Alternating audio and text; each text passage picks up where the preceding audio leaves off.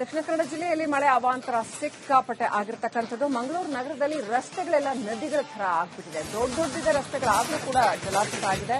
Mission street ರಸ್ತೆ, ರಾವಿನ್ Rao circle, Koppara ಹಿತ್ತಲು ಪ್ರದೇಶ ಇಲ್ಲೆಲ್ಲ ಮಳೆ ಸಾಕಷ್ಟು ಅವಾಂತರಗಳನ್ನು ಸೃಷ್ಟಿ ಮಾಡಿದೆ. ಮನೆ ಅಂಗಡಿಗಳಿಗೆ ನೀರು ನುಗ್ಗಿ ಅಪಾರ ನಷ್ಟ ಸಂಭವಿಸಿದೆ. ದಕ್ಷಿಣ ಕನ್ನಡ ಜಿಲ್ಲೆಯಾದ್ಯಂತ ಶಾಲೆಗಳಿಗೆ ರಜೆ ಘೋಷಣೆ ಕೂಡ ಮಾಡಲಾಗಿದೆ.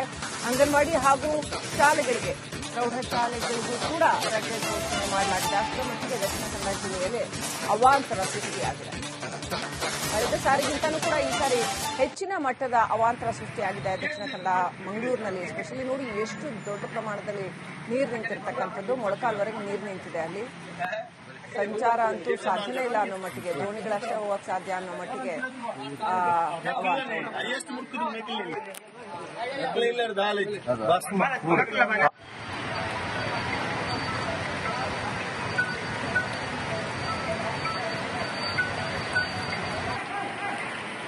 ಸ್ವಲ್ಪ ಮಟ್ಟಿಗಿನ ತಗ್ಗು ಪ್ರದೇಶಗಳಿದ್ರೂ ಕೂಡ ಅಲ್ಲಿ ಮೊಳಕಾಲ್ವರೆಗೂ ನೀರು ನಿಂತು ಬಿಟ್ಟಿದೆ. ಅಷ್ಟರ ಮಟ್ಟಿಗೆ ನೋಡಿ, ವೆಹಿಕಲ್ ಎಲ್ಲ ಹಾಳಾಗ್ಬಿಡತ್ತೆ. ಈ ತರ ನಿಲ್ಸಿರೋ ವೆಹಿಕಲ್ 2 ದಿನ ಈ ತರ ನಿಲ್ಸಿದ್ರೆ 3ನೇ ದಿನ ಅದು ಬಹಳ ಕಷ್ಟ. ಸರ್ವಿಸ್ ತಗೊಂಡೋದ್ರೂ ಸರಿಯಾಗಲ್ಲ. ಮನೆ ಒಳಗಡೆ ನೀರು ನುಗ್ಗಿ ಅಪಾರ ಪ್ರಮಾಣದ ವಸ್ತುಗಳು ಹಾನಿಗೀಡಾಗಿದ್ದಾವೆ. ತಗ್ಗು ಪ್ರದೇಶಗಳಲ್ಲಂತೂ ತುಂಬಾ ದೊಡ್ಡ ಮಂಗಳೂರು ಅಂತಂದ್ರೆ ಮೊದಲೇ ಗೊತ್ತು, ಒಂಥರ ಗುಡ್ಡ ತಗ್ಗು ಪ್ರದೇಶಗಳಿರುವಂತಹ ಒಂದು ಊರು. ಸೊ ದೊಡ್ಡ ಪ್ರಮಾಣದಲ್ಲಿ ಅಲ್ಲಿ ಜಾಗ ಏನು ಬಹಳ ಇಕ್ಕಟ್ಟು ಅಂತಿಲ್ಲ, ಆದ್ರೆ ಈ ಸರಿ ಮಳೆ ಪ್ರಮಾಣ ಜಾಸ್ತಿ ಆಗಿದೆ. ಸೊ ಹಾಗಾಗಿ ಮನೆ ಒಳಗಡೆ ನೀರು ನುಗ್ಗಿರುವಂಥದ್ದು, ರಸ್ತೆ ಮೇಲೆ ನೀರು ತುಂಬಿಕೊಂಡಿರುವಂಥದ್ದು ನೋಡ್ತಾ ಇದ್ದೀವಿ. ಇನ್ನು ಜೂನ್ ಆರಂಭಕ್ಕೂ ಮೊದಲೇನೆ ಪೂರ್ವ ಮುಂಗಾರೇನೆ ಈ ರೀತಿ ರಣಾರ್ಭಟ ಆಗ್ಬಿಟ್ರೆ ಇನ್ನು ಜೂನ್ ಜುಲೈ ಪರಿಸ್ಥಿತಿ ಏನು, ಈ ಸಾರಿ ಅತಿವೃಷ್ಟಿ ಆಗುತ್ತಾ ಅಂತ ಜನ ಸ್ವಲ್ಪ ಚಿಂತೆ ಪಡಬೇಕಾಗಿರುವಂತಹ ಪರಿಸ್ಥಿತಿ ಎದುರಾಗಿದೆ. ಒಂದ್ ಕಡೆ ರಾಜ್ಯಾದ್ಯಂತ ಚೆನ್ನಾಗಿ ಮಳೆ ಆಗ್ತಾ ಇದೆ, ಡ್ಯಾಮ್ಗಳು ತುಂಬ್ತಾ ಇದ್ದಾವೆ, ರೈತರು ಖುಷಿಯಾಗಿದ್ದಾರೆ. ಆದರೆ ಮಂಗಳೂರು ಮಹಾನಗರ ಹೇಗೆ ಮುಳುಗಿದೆ ನೋಡಿ, ಜನಗಳಿಗೆ ಎಷ್ಟು ಮಟ್ಟಿಗೆ ತೊಂದರೆ ಆಗ್ತಾ ಇದೆ. ಸಿಟಿನಲ್ಲಿ ಇಷ್ಟೊಂದು ಮಳೆ ಬೇಕಾಗಲ್ಲ, ಇಷ್ಟು ಮಳೆ ಬಂದ್ರೆ ನಿಜಕ್ಕೂ ತೊಂದರೆ ಆಗುತ್ತೆ. ಕರಾವಳಿ ತೀರದ ಮಂಗಳೂರು ಈ ಸಾರಿ ವರ್ಣನ ಅಬ್ಬರಕ್ಕೆ ತತ್ತರಿಸಿ ಹೋಗ್ತಾ ಇದೆ.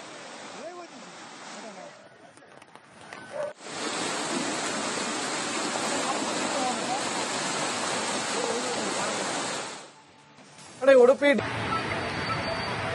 ದಕ್ಷಿಣ ಕನ್ನಡ ಜಿಲ್ಲೆಯಲ್ಲಿ ಮಳೆ ಅವಾಂತರ ಸಿಕ್ಕಾಪಟ್ಟೆ ಆಗಿರ್ತಕ್ಕಂಥದ್ದು. ಮಂಗಳೂರು ನಗರದಲ್ಲಿ ರಸ್ತೆಗಳೆಲ್ಲ ನದಿಗಳ ತರ ಆಗ್ಬಿಟ್ಟಿದೆ. ದೊಡ್ಡ ರಸ್ತೆಗಳಾದ್ರೂ ಕೂಡ ಜಲಾವೃತ ಆಗಿದೆ. ಮಿಷನ್ ಸ್ಟ್ರೀಟ್ ರಸ್ತೆ, ರಾವಿನ್ ರಾವ್ ಸರ್ಕಲ್, ಕೊಪ್ಪರ ಹಿತ್ತಲು ಪ್ರದೇಶ ಇಲ್ಲೆಲ್ಲ ಮಳೆ ಸಾಕಷ್ಟು ಅವಾಂತರಗಳನ್ನು ಸೃಷ್ಟಿ ಮಾಡಿದೆ. ಮನೆ ಅಂಗಡಿಗಳಿಗೆ ನೀರು ನುಗ್ಗಿ ಅಪಾರ ನಷ್ಟ ಸಂಭವಿಸಿದೆ.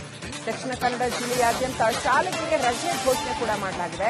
ಅಂಗನವಾಡಿ ಹಾಗೂ ಶಾಲೆಗಳಿಗೆ, ಪ್ರೌಢಶಾಲೆಗಳಿಗೂ ಕೂಡ ರಜೆ ಘೋಷಣೆ ಮಾಡಲಾಗಿದೆ. ಅಷ್ಟರ ಮಟ್ಟಿಗೆ ದಕ್ಷಿಣ ಕನ್ನಡ ಜಿಲ್ಲೆಯಲ್ಲಿ ಅವಾಂತರ ಸೃಷ್ಟಿಯಾಗಿದೆ.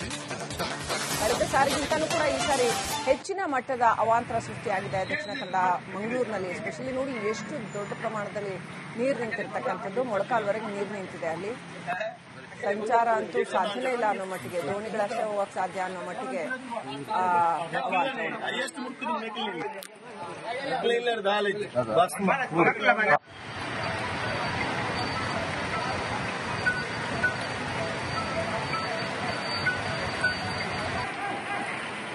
ಸ್ವಲ್ಪ ಮಟ್ಟಿಗಿನ ತಗ್ಗು ಪ್ರದೇಶಗಳಿದ್ರೂ ಕೂಡ ಅಲ್ಲಿ ಮೊಳಕಾಲ್ವರೆಗೂ ನೀರು ನಿಂತು ಬಿಟ್ಟಿದೆ. ಅಷ್ಟರ ಮಟ್ಟಿಗೆ ನೋಡಿ, ವೆಹಿಕಲ್ ಎಲ್ಲ ಹಾಳಾಗ್ಬಿಡತ್ತೆ. ಈ ತರ ನಿಲ್ಸಿರೋ ವೆಹಿಕಲ್ 2 ದಿನ ಈ ತರ ನಿಲ್ಸಿದ್ರೆ 3ನೇ ದಿನ ಅದು ಬಹಳ ಕಷ್ಟ. ಸರ್ವಿಸ್ ತಗೊಂಡೋದ್ರೂ ಸರಿಯಾಗಲ್ಲ. ಮನೆ ಒಳಗಡೆ ನೀರು ನುಗ್ಗಿ ಅಪಾರ ಪ್ರಮಾಣದ ವಸ್ತುಗಳು ಹಾನಿಗೀಡಾಗಿದ್ದಾವೆ. ತಗ್ಗು ಪ್ರದೇಶಗಳಲ್ಲಂತೂ ತುಂಬಾ ದೊಡ್ಡ ಮಂಗಳೂರು ಅಂತಂದ್ರೆ ಮೊದಲೇ ಗೊತ್ತು, ಒಂಥರ ಗುಡ್ಡ ತಗ್ಗು ಪ್ರದೇಶಗಳಿರುವಂತಹ ಒಂದು ಊರು. ಸೊ ದೊಡ್ಡ ಪ್ರಮಾಣದಲ್ಲಿ ಅಲ್ಲಿ ಜಾಗ ಏನು ಬಹಳ ಇಕ್ಕಟ್ಟು ಅಂತಿಲ್ಲ, ಆದ್ರೆ ಈ ಸರಿ ಮಳೆ ಪ್ರಮಾಣ ಜಾಸ್ತಿ ಆಗಿದೆ. ಸೊ ಹಾಗಾಗಿ ಮನೆ ಒಳಗಡೆ ನೀರು ನುಗ್ಗಿರುವಂಥದ್ದು, ರಸ್ತೆ ಮೇಲೆ ನೀರು ತುಂಬಿಕೊಂಡಿರುವಂಥದ್ದು ನೋಡ್ತಾ ಇದ್ದೀವಿ.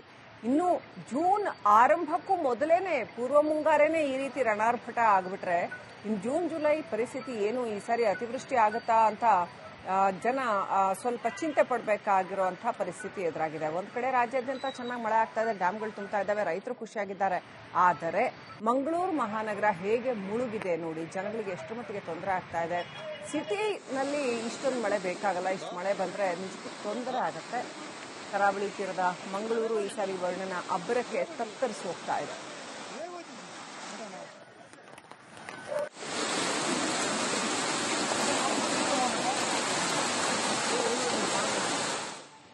ದಕ್ಷಿಣ ಕನ್ನಡ ಜಿಲ್ಲೆಯಲ್ಲಿ ಮಳೆ ಅವಾಂತರ ಸಿಕ್ಕಾಪಟ್ಟೆ ಆಗಿರ್ತಕ್ಕಂಥದ್ದು. ಮಂಗಳೂರು ನಗರದಲ್ಲಿ ರಸ್ತೆಗಳೆಲ್ಲ ನದಿಗಳ ತರ ಆಗ್ಬಿಟ್ಟಿದೆ. ದೊಡ್ಡದಿದೆ ರಸ್ತೆಗಳಾದ್ರೂ ಕೂಡ ಜಲಾವೃತ ಆಗಿದೆ.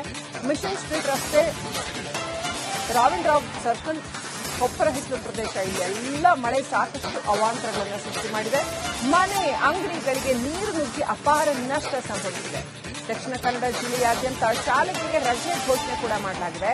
ಅಂಗನವಾಡಿ ಹಾಗೂ ಶಾಲೆಗಳಿಗೆ, ಪ್ರೌಢಶಾಲೆಗಳಿಗೂ ಕೂಡ ರಜೆ ಘೋಷಣೆ ಮಾಡಲಾಗಿದೆ. ಅಷ್ಟರ ಮಟ್ಟಿಗೆ ದಕ್ಷಿಣ ಕನ್ನಡ ಜಿಲ್ಲೆಯಲ್ಲಿ ಅವಾಂತರ ಸೃಷ್ಟಿಯಾಗಿದೆ.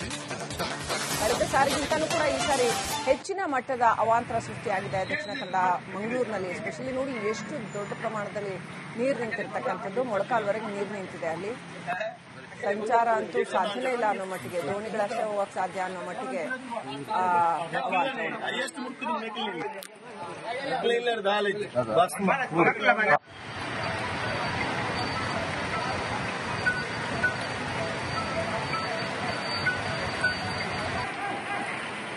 ಸ್ವಲ್ಪ ಮಟ್ಟಿಗಿನ ತಗ್ಗು ಪ್ರದೇಶಗಳಿದ್ರೂ ಕೂಡ ಅಲ್ಲಿ ಮೊಳಕಾಲ್ವರೆಗೂ ನೀರು ನಿಂತು ಬಿಟ್ಟಿದೆ. ಅಷ್ಟರ ಮಟ್ಟಿಗೆ ನೋಡಿ ವೆಹಿಕಲ್ ಎಲ್ಲ ಹಾಳಾಗ್ಬಿಡತ್ತೆ. ಈ ತರ ನಿಲ್ಸಿರೋ ವೆಹಿಕಲ್ 2 ದಿನ ಈ ತರ ನಿಲ್ಸಿದ್ರೆ 3ನೇ ದಿನ ಅದು ಬಹಳ ಕಷ್ಟ. ಸರ್ವಿಸ್ ತಗೊಂಡ್ರೂ ಸರಿಯಾಗಲ್ಲ. ಮನೆ ಒಳಗಡೆ ನೀರು ನುಗ್ಗಿ ಅಪಾರ ಪ್ರಮಾಣದ ವಸ್ತುಗಳು ಹಾನಿಗೀಡಾಗಿದ್ದಾವೆ. ತಗ್ಗು ಪ್ರದೇಶಗಳಲ್ಲಂತೂ ತುಂಬಾ ದೊಡ್ಡ ಮಂಗಳೂರು ಅಂತಂದ್ರೆ ಮೊದಲೇ ಗೊತ್ತು, ಒಂಥರ ಗುಡ್ಡ ತಗ್ಗು ಪ್ರದೇಶಗಳಿರುವಂತ ಒಂದು ಊರು. ಸೊ ದೊಡ್ಡ ಪ್ರಮಾಣದಲ್ಲಿ ಅಲ್ಲಿ ಜಾಗ ಏನು ಬಹಳ ಇಕ್ಕಟ್ಟು ಅಂತಿಲ್ಲ, ಆದ್ರೆ ಈ ಸರಿ ಮಳೆ ಪ್ರಮಾಣ ಜಾಸ್ತಿ ಆಗಿದೆ. ಸೊ ಹಾಗಾಗಿ ಮನೆ ಒಳಗಡೆ ನೀರು ನುಗ್ಗಿರುವಂಥದ್ದು, ರಸ್ತೆ ಮೇಲೆ ನೀರು ತುಂಬಿಕೊಂಡಿರುವಂಥದ್ದು ನೋಡ್ತಾ ಇದ್ದೀವಿ.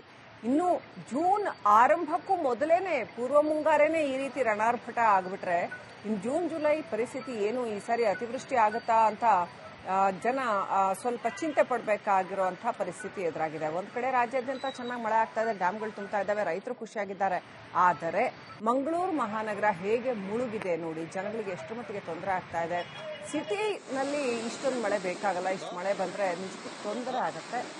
ಕರಾವಳಿ ತೀರದ ಮಂಗಳೂರು ಈ ಸಾರಿ ವರ್ಣನ ಅಬ್ಬರಕ್ಕೆ ತತ್ತರಿಸಿ ಹೋಗ್ತಾ ಇದೆ.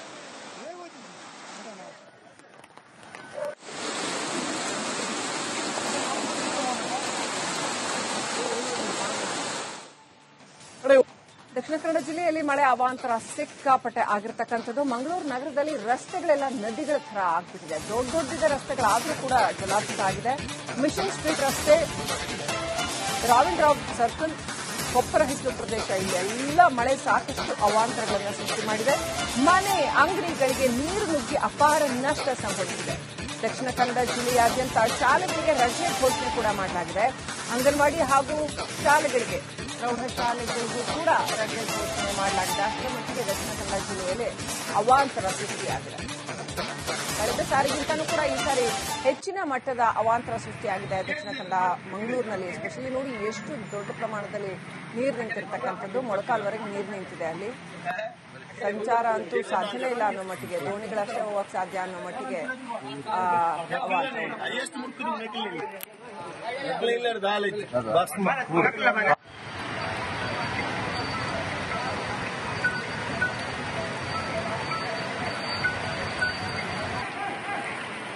ಸ್ವಲ್ಪ ಮಟ್ಟಿಗಿನ ತಗ್ಗು ಪ್ರದೇಶಗಳಿದ್ರೂ ಕೂಡ ಅಲ್ಲಿ ಮೊಳಕಾಲ್ವರೆಗೂ ನೀರು ನಿಂತು ಬಿಟ್ಟಿದೆ. ಅಷ್ಟರ ಮಟ್ಟಿಗೆ ನೋಡಿ ವೆಹಿಕಲ್ ಎಲ್ಲ ಹಾಳಾಗ್ಬಿಡತ್ತೆ. ಈ ತರ ನಿಲ್ಸಿರೋ ವೆಹಿಕಲ್ 2 ದಿನ ಈ ತರ ನಿಲ್ಸಿದ್ರೆ 3ನೇ ದಿನ ಅದು ಬಹಳ ಕಷ್ಟ.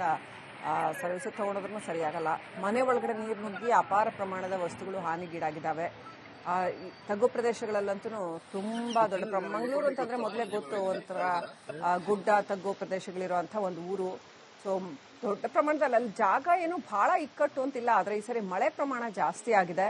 ಸೊ ಹಾಗಾಗಿ ಮನೆ ಒಳಗಡೆ ನೀರು ನುಗ್ಗಿರುವಂಥದ್ದು, ರಸ್ತೆ ಮೇಲೆ ನೀರು ತುಂಬಿಕೊಂಡಿರುವಂಥದ್ದು ನೋಡ್ತಾ ಇದ್ದೀವಿ. ಇನ್ನು ಜೂನ್ ಆರಂಭಕ್ಕೂ ಮೊದಲೇನೆ ಪೂರ್ವ ಮುಂಗಾರೇನೆ ಈ ರೀತಿ ರಣಾರ್ಭಟ ಆಗ್ಬಿಟ್ರೆ ಇನ್ನು ಜೂನ್ ಜುಲೈ ಪರಿಸ್ಥಿತಿ ಏನು, ಈ ಸಾರಿ ಅತಿವೃಷ್ಟಿ ಆಗತ್ತಾ ಅಂತ ಜನ ಸ್ವಲ್ಪ ಚಿಂತೆ ಪಡಬೇಕಾಗಿರುವಂತಹ ಪರಿಸ್ಥಿತಿ ಎದುರಾಗಿದೆ. ಒಂದ್ ಕಡೆ ರಾಜ್ಯಾದ್ಯಂತ ಚೆನ್ನಾಗಿ ಮಳೆ ಆಗ್ತಾ ಇದೆ, ಡ್ಯಾಮ್ಗಳು ತುಂಬ್ತಾ ಇದ್ದಾವೆ, ರೈತರು ಖುಷಿಯಾಗಿದ್ದಾರೆ. ಆದರೆ ಮಂಗಳೂರು ಮಹಾನಗರ ಹೇಗೆ ಮುಳುಗಿದೆ ನೋಡಿ, ಜನಗಳಿಗೆ ಎಷ್ಟು ಮಟ್ಟಿಗೆ ತೊಂದರೆ ಆಗ್ತಾ ಇದೆ.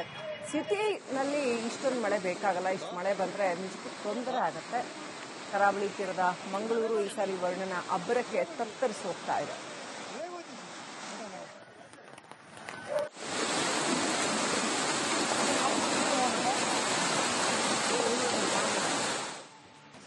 ಉಡುಪಿ